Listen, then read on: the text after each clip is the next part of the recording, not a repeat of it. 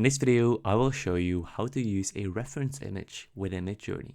First of all, I want to say you can go to midjourney.com instead of using Midjourney in the Discord, which personally is a lot easier. So first of all, go to Explore and then select the specific reference image you want to use.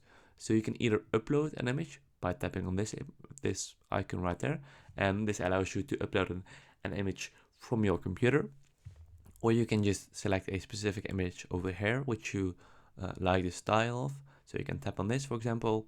If you like the style of this image, this painting style, you can go to the top right, to the bottom right, and here you can see use. So you can either tap on image, and this adds this adds the image as input to use as an image prompt, or you can use this style as a reference, or you can copy the prompt. So let's tap on style, and now it will use this image as a style reference.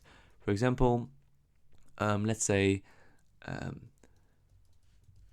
city, let's say the mountains at sunset. Right, and now we don't have to type painting or illustration because it will already recognize that style. Now we just press enter, and now we can find our image under create over here. So let's step over here, and as you can see, now it is generating the image.